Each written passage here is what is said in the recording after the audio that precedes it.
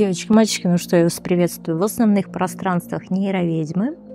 И прежде чем приступить к раскладу, расскажу о проектах, которые у нас запущены сейчас. Ну, потому что, если не нравится, вы можете проматывать болталку, как бы вас вообще никто насильно не держит. Но скажите спасибо, что я через каждые 5 минут не вставляю там рекламу своих проектов, хотя имею право, как делают, знаете, блогеры на канале. Вот, да, это реклама. Ну, и потому что, на самом деле, это реклама очень крутых проектов. Я в свое время хотела для себя что-то подобное, не нашла и как бы сама вытаскивала все за уши. Вот. А как бы у вас есть прекрасная возможность, да, учиться на чужих ошибках, и это проживание старших арканов, да, и, соответственно, манифест. Это тот проект, который давно очень просили, и я напомню, что это первый образовательный проект по практической магии. Вот. Никто вас не будет бросать как слепых котят. Конечно, вы можете пытаться бесконечно экспериментировать сами, потому что вы же самые умные, да, а потом как бы думать, что не работает, соответственно, потому что это не знанием отчасти, это непонимание, собственно, что делать на самом деле. Потому что каждый сейчас ведьма уже в 3-м поколении. Не надо, пожалуйста, на такого кринжа. Вот. Хотела сказать грубое слово, но не буду. Давайте просто ко всему относиться грамотно, интеллигентно, бережно и вежливо. Если вам подходит такой, да, подход, вот, то это, собственно, про мои проекты. Если, соответственно, вы хотите потом посмеяться за свое потраченное время, это другие проекты, в том числе, которые якобы там лучшие и так далее. Да? Просто смотрите, у нас нет критериев образовательных, да, лучшие или худшие. То есть у нас нет критериев на законодательном уровне. Вот. И здесь вот лучшие или худшие – это, соответственно, отзывы. А отзывы, по большей части, бывает такое, что они не настоящие. Поэтому, собственно, если хотите хорошее обучение, здесь нужно смотреть отзывы. Но при этом понимать, да, какие накрученные, какие не накрученные. Вот у меня нет накрученных отзывов, потому что мне это не нужно. У меня достаточно большая аудитория, и она растет, и приходят те люди, которым действительно это надо. Возможно, да, немножко сложная, да, тема для понимания, но, опять же, кому нужно, тот всегда поймет. Итак, расклад называется «Какую ошибку вы совершаете?». Все ссылки на мои образовательные проекты в закрепленном комментарии под этим видео. Ну и давайте смотреть уже непосредственно. Так, первый в этот раз у нас камень, который похож на перепелиное яичко, второй желтый, и третий такой зеленый с красными вкраплениями. Так, в инфобоксе время начала вашего видео смотрим, какую ошибку вы совершаете. Расклад будет злой, скажу сразу. Потому что ошибка, да, и бывает такое, что я грубые вещи буду смягчать очень сильно. Но вы все равно поймете. Я думаю, что вы поймете. Какую ошибку совершаете в какой сфере, да? Вот такая у нас сегодня будет история с вами. Ну что, единички, я вас приветствую. Давайте смотреть происходящее с вами. Колода называется «Второй чародеев» Барбары Мур. Люблю эту колоду, она мягкая, но при этом информативная. Давайте общую температуру по больничке. Что на дне колоды? 5 жезлов, да, при этом перевернутая. Я хочу сказать, что вы что-то усугубляете. То есть ощущение, что вы намеренно идете в конфликт, который затягиваете. Вот так вот. Первая, наверное, ошибка и основная. Нет, вы можете, конечно, читать ее как выход из конфликта, потому что перевернутая, да, карта. Но я читаю как усугубление.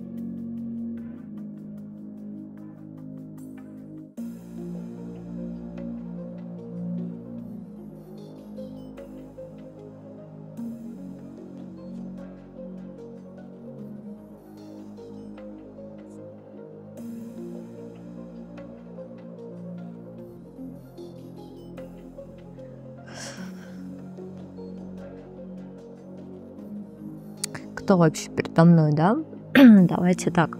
Ну, психологического портрета, если немножко, то, собственно, женщина, которая сделала себя сама, или женщина, которая мечтает о браке. То есть вы можете для себя, да, интерпретировать эту карту и таким образом. Может быть, вы счастливая уже мать, жена, и разные ипостаси все совмещаете. Такая королева Пентаклей, такая немножко энергия королевы матери.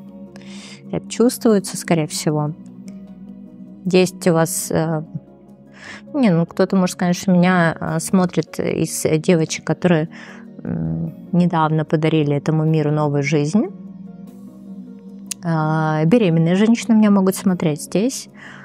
Собственно, женщины, которые энергетически максимально наполнены для того, чтобы стать матерью. Очень много энергии материнства, потому что здесь я еще могу читать туз чаш как наполненную матку, исцеленную, да. Вот, знаете, так, исцеленное чрево, еще можно так сказать. Что-то вы исцелили здесь однозначно, и вы прям в балансе, скорее всего, находитесь. Еще хочу сказать,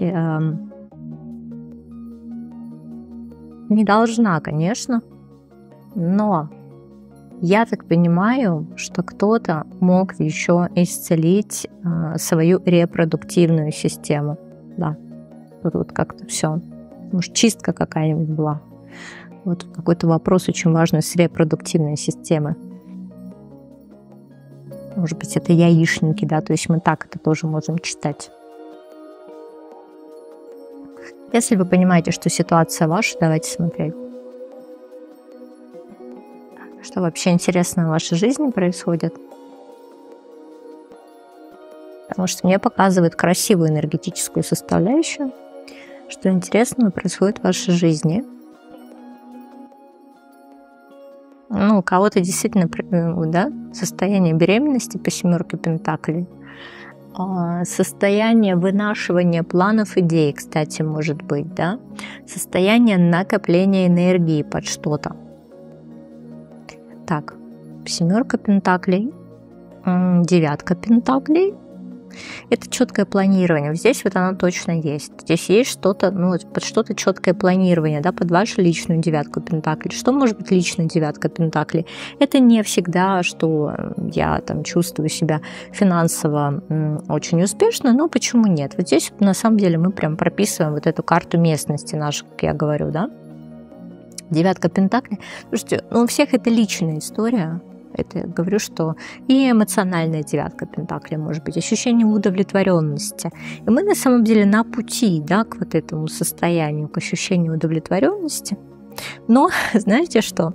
Такое ощущение, что сейчас вот будут рушиться чужие желания, да, чужие пути, чужие какие-то возможности, которые, возможно, люди пытались реализовать за ваш счет, и вы вот через вот эту башню, да, то есть что-то у вас, конечно, прям, знаешь, какие-то планы, которые, ты хотела осуществить, они не осуществятся на данный момент только по той причине, что мы вкладывали много энергии в чужие идеи, чужие суждения, чужие задачи.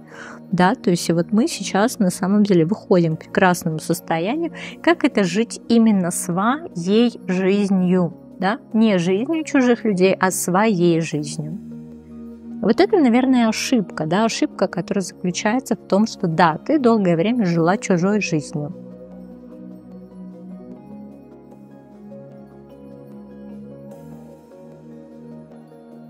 И когда вы задаете мне проекты, мне вопросы, да, простите, мне психолог сказал, что я живу не своей жизнью. И подсадил меня, значит, разбираться, да, в чем же моя жизнь, в чем же не моя жизнь. И вам почему-то кажется, что вы пришли на общее, и вам ответили, как же вы будете жить своей жизнью. Конечно, фраза будет общая, естественно, потому что нужно приходить в индивидуальную работу, чтобы вы увидели, что конкретно ваше. Я понимаю, что я должна это разъяснять. Получается, что здесь какая-то колесница не поедет, да, но поедет другая. Здесь какой-то путь у нас получается, да, то есть что-то сломается, что-то завершится, да, что-то завершится, но будет другой путь. Это 100%. Сейчас давайте посмотрим, какую ошибку мы на этом пути совершаем.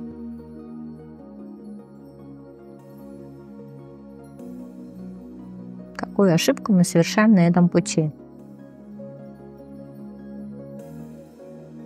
Так, маг. 7 мечей, понятно. Но такое ощущение, что мы либо энергию вкладываем не туда, либо мы сами себя обманываем, либо позволяем обмануть нас другим людям, да? Обмануть нас другим людям. Нам почему-то кажется, что мы умные и хитрые. Когда мы взаимодействуем, получается, с людьми, мы как будто вот им даем понять, что с нами можно достаточно просто, что мы делимся ресурсами там своими, что мы такие добрые, да?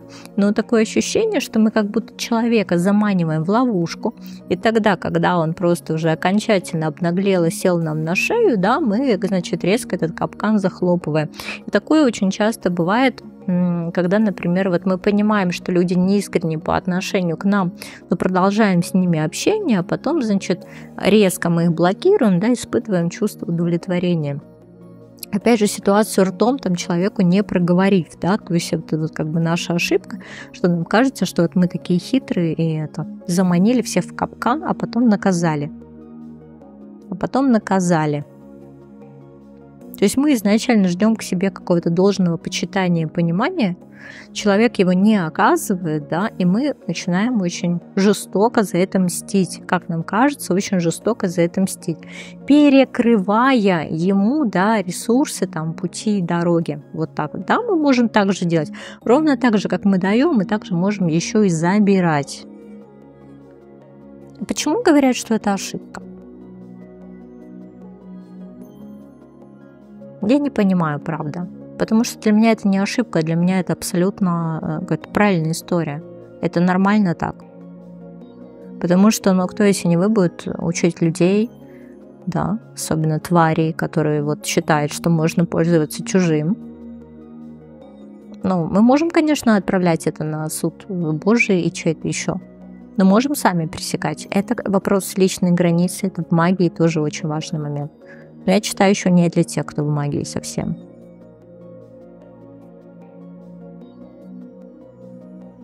Ну, смотрите, здесь, наверное, ошибка в том, что мы всех можем подозревать, да, у нас нет ощущения доверия по отношению к людям, нам все, ну, вот кажется, что постоянно они хотят какую-то выгоду от нас, поэтому здесь, наверное, ошибка, как бы полагать, что весь мир такой, да, весь мир такой. И когда мы так думаем, мы закрываем для себя возможности встречи с искренними людьми.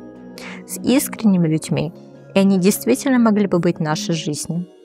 А мы как-то, да, ожидаем подвох, потому что мы не верим, что люди могут быть искренними по отношению к нам, потому что долгое время они были не искренни по отношению к нам. Но мы же понимаем, что люди зеркала, если они были не искренни по отношению к нам, вполне возможно, мы где-то врали сами себе. Вот здесь нужно действительно искать золотую середину. Такая была позиция по первому варианту.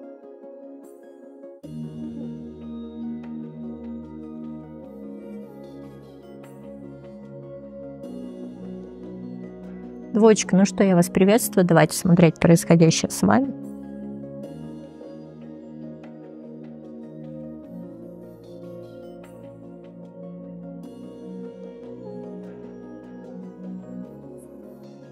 Кто там перед нами сейчас? Кто сейчас перед нами?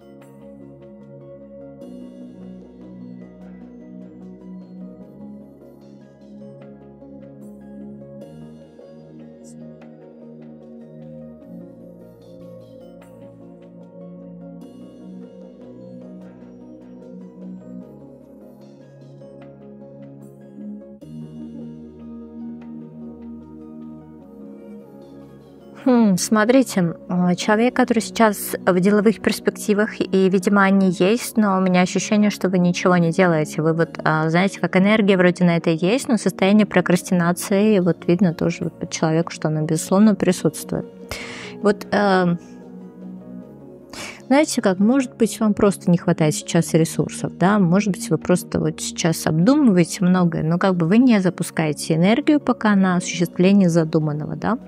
Но опять же, по справедливости, это правильная история, потому что, может быть, сейчас нужно все просчитать, да, и только потом действовать. Да, есть такое, вот, есть такое, что действовать нужно потом, и вы сейчас очень много думаете,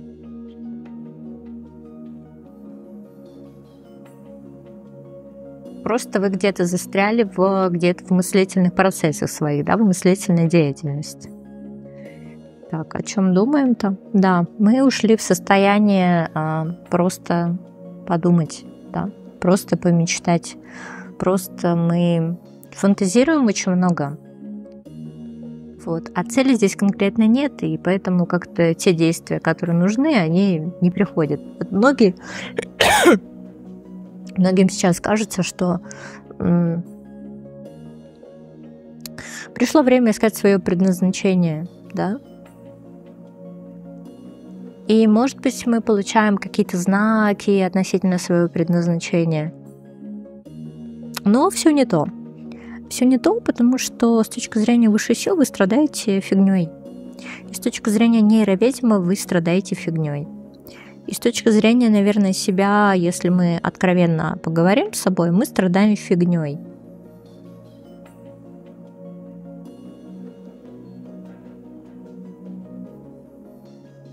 Если мы действительно сейчас в том, чтобы придумать что-то, что позволит нам обрести, там, не знаю, деньги, разбогатеть, еще что-то через какую-то классную идею, то, собственно, по справедливости она не приходит, потому что мы не в тех энергиях, мы просто в состоянии какого-то фантазирования, да, и под нашими фантазиями вполне возможно, да, нет какой-то почвы. Это вот серии, что вот это попробую, потом вот это, а потом, собственно, вот это. Сейчас я так понимаю, что нет каких-то идей, которые можно воплотить, да, сейчас посмотрю туз мечей, да. Но ощущение, что горе от ума, и вот это, и вот это, и вот это, и вот это. Вот это ощущение прокрастинации, ощущение того, что вот у меня типа миллион там бизнес-идей, или у меня миллион, короче, каких-то дел, вот, я весь завалена всеми этими делами, а как-то, знаете, мы говорим, прибыли от этого нет. Да, какой-то прибыли эмоциональной, материальной. То есть вот мы находимся прям под завалами. Уже понятно, да, что это ошибка, что так не надо. Давайте, сколько у нас вообще, собственно, энергии на это все?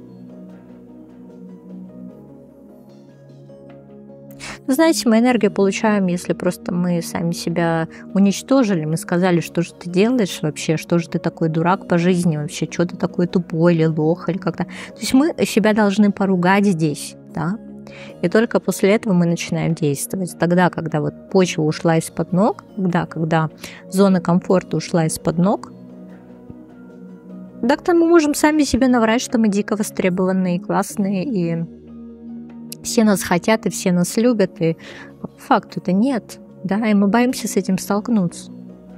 Боимся столкнуться с этим. Ну, мы делаем здесь какой-то миллион дурацких действий. Хорошо. Что там с точки зрения высшей сил, какие ошибки совершаем? Да, тут явно высшие силы. Это есть такой этот жест, называется рука-лицо. И вот высшие силы так делают.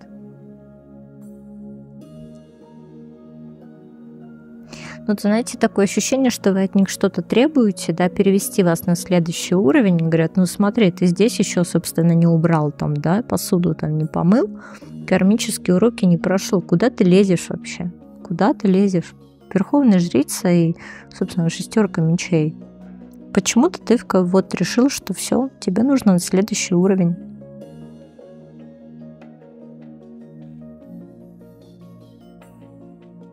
Это не то, что тебя, знаешь, не пускают. Тебе говорят, слушай, ну вот на этом же уровне есть нерешенные задачи, которые ты постоянно прокрастинируешь делать. Да, куда ты хочешь на следующий уровень? Серьезно? Это, знаете, ребенок хочет уйти на дискотеку, а мама говорит, сначала в комнате убери. И ребенок обиделся. Я ж такой взрослая, я ж тусить хочу. А в комнате бардак и срач. И не то, что тебя не отпускает на эту дискотеку, но просто в комнате убери. Понимаете?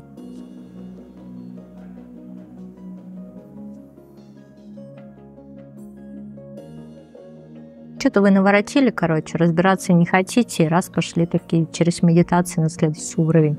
А как вы видите вообще сами следующий уровень для себя? Семья, 4 час. Это что такое? Так вот именно вот здесь уже нужно навести порядок, да? То есть мы, с одной стороны, хотим семью, с другой стороны, мы не верим, что она может быть. 5 мечей. Ну, то есть нас этой семье словно предавали. То есть на предыдущем уровне получается, что мы как будто там через какие-то проработки, что-то еще, мы вроде как вышли из вот этого состояния. По факту это нет.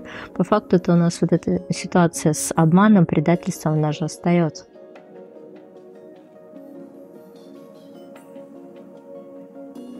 То есть мы такие высшим силам, да, все, я готов, да, дай мне нормального мужчину, дай мне нормальную женщину.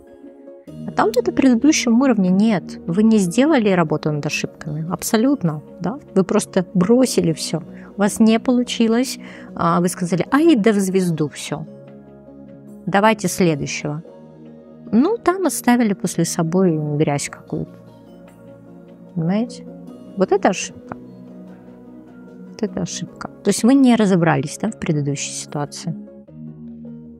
А вам страшно туда идти, да? Вам страшно идти в свои страхи, но при этом вот надо. И вот как только вы выйдете из вот этого состояния своих страхов, то тогда уже можно действительно что-то целеполагать новое, да, цель какую-то прописывать. Вот такая была позиция по второму варианту.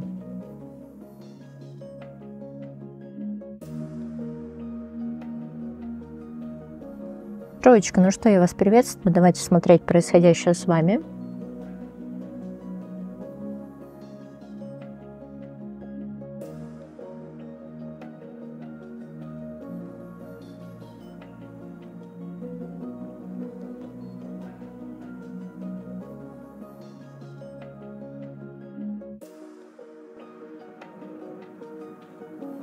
Сейчас мы посмотрим, кто перед нами.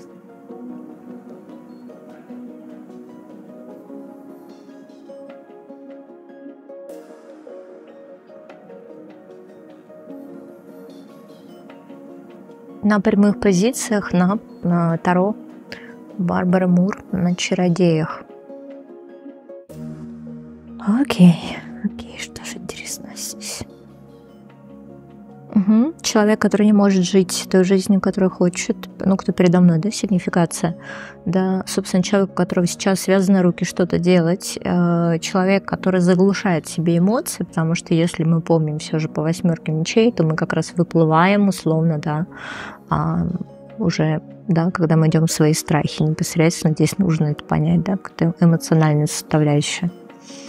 То есть мы действительно себя накручиваем, нам кажется, что случится что-то плохое, да. И сейчас я посмотрю, почему 8 мечей. Может быть, вы правда где-то бьете себя по рукам.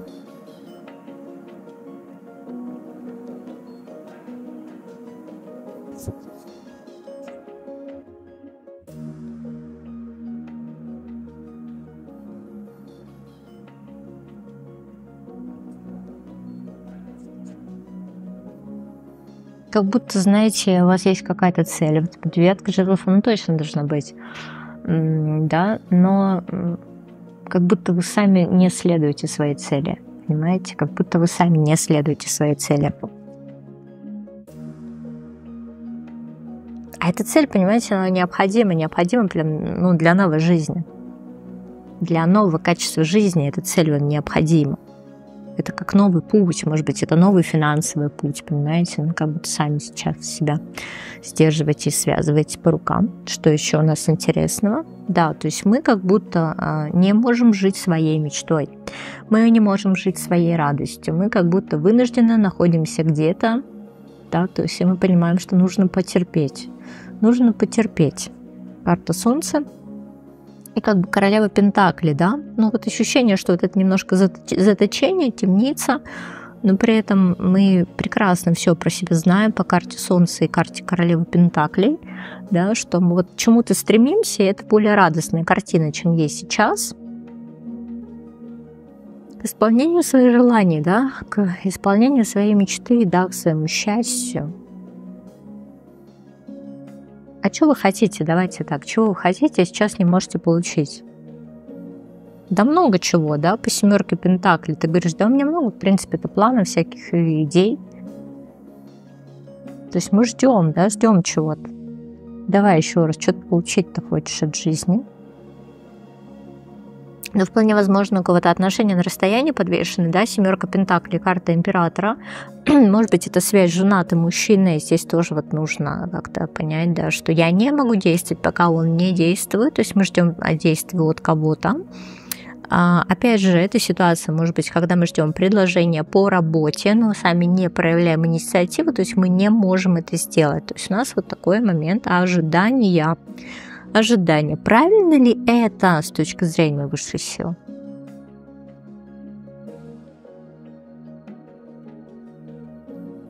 Или, знаете, бывает такое, что я знаю, что это мое место, но при этом там сидит моя коллега, которая вообще некомпетентна, и я просто жду, да, когда начальство поймет вообще, что больше это место заслуживает, чем моя коллега. Ну, вот в таком ключе. Всё. Правильно ли вы делаете? Ну, вообще-то нет, полунета, да, то есть вот хотела спросить, а почему вы так решили, что так или иначе, да, кто вам так вот голову запудрил, или вы сами себя запудрили? И это на самом деле ошибка, то есть нам показывает, что это ошибочная стратегия. Давайте буквально еще 2 карты, которые показывают, как мы действуем, и это ошибочно для нас. Да, то есть какую ошибку мы совершаем, как мы действуем, и это ошибочно для нас.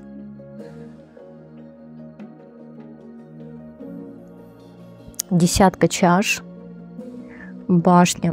Ну, так, подождите. Как мы действуем, это ошибочно для нас. Но смотрите, во-первых, это момент, когда мы говорим, что я все сама, да, мне вряд ли кто-то поможет, потому что, типа, никто вот ко мне хорошо, кроме меня-то и не относится. Как мы действуем, это ошибочно для нас. Мы пытаемся разрушить с кем-то эмоциональную связь. А она есть, и она очень сильная, да. Еще раз, вот наша ошибочная стратегия.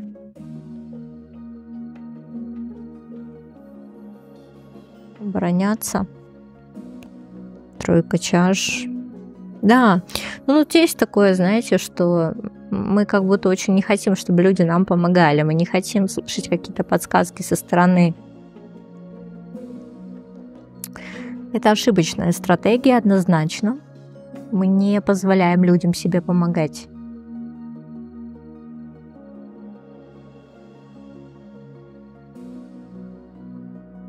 Так, а что у нас? Почему мы хотим разрушить эту эмоциональную связь? Королева чаш. Да, есть такое.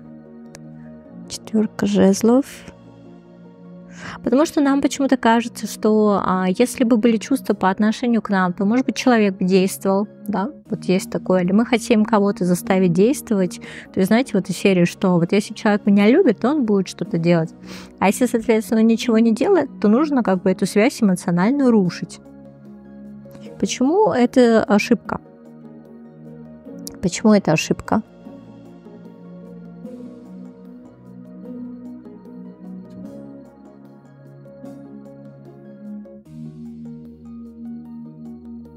Справедливость и отшельник. Ну почему это ошибка, не могу понять. Ну ладно, хорошо, одиночество по справедливости, собственно, да, на уровне души здесь какие-то уроки очень важны. А ошибка, почему? В чем здесь ошибка, я не могу понять. Ошибка, 3 мечей.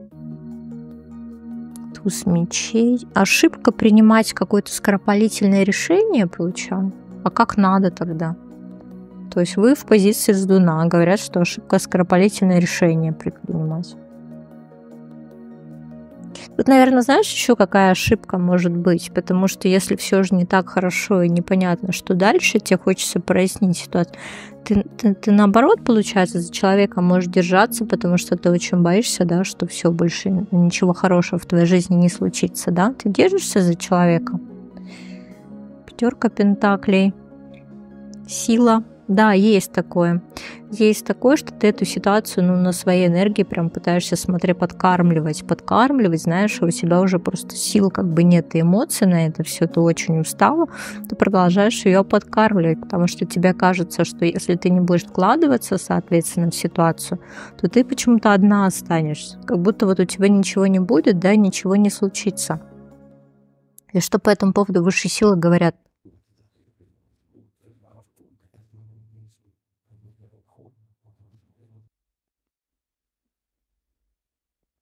Знаешь как, это ты слишком много думаешь, и, наверное, это нюанс, что вот ты как будто своей духовностью, своей правильностью, как будто ты себя сама задолбала, да, как будто ты сама себя перекрываешь, забывая о том, что вот, ну, на земном уровне тебе хочется совсем другого, да. Чё хочется-то на земном уровне? Так, умеренность, пятерка мечей. Ты знаешь, как на земном уровне тебе как будто хочется продолжать себя обманывать или его обманывать, или еще кого-то обманывать, понимаешь? А почему вот что? В чем этот обман-то заключается? Рыцарь чаш, карта смерти. Ну, наверное, вопрос в том, что кто-то кого-то любит, а кто-то нет. И знаешь, может быть, ты придумываешь еще, что ты продолжаешь любить, а ты уже как бы не любишь. Вот что-то какой-то такой, знаешь, нюанс в этом всем. Как будто ты очень большой человеку больно, может быть, сделать. Что-то такое, знаешь, идет какая-то непонятная ситуация. Как будто ты сама себя обманываешь относительно чувств, что ты там любишь, понимаешь, что там, может быть, себя там любят. Ну, то есть вот ситуация уже достаточно давно не такая, а ты все за нее держишься. А почему не нужно принимать скоропалительных решений? Потому что, знаешь как? Потому что здесь человек сам должен определиться. Да? Если ты пытаешься его там как-то, да, поторопить, вообще, то вряд ли что-то получится, потому что здесь человек сам должен определиться. А ты психуешь, потому что ты как будто ситуацией ты управлять не можешь. Ну, нет, не можешь. Ну, вот, в общем, как-то так. Тут нужно просто разобраться, надо ли оно тебе все на самом деле, потому что явно это уже совсем не то, что чего тебе бы хотелось на самом деле. И кто-то, короче, здесь продолжает врать. Либо ты себе относительно этого человека, да, ну, не знаю, либо он себе относительно тебя. Вот такая позиция по третьим вариантам. С вами была я, ваша нейроведьма.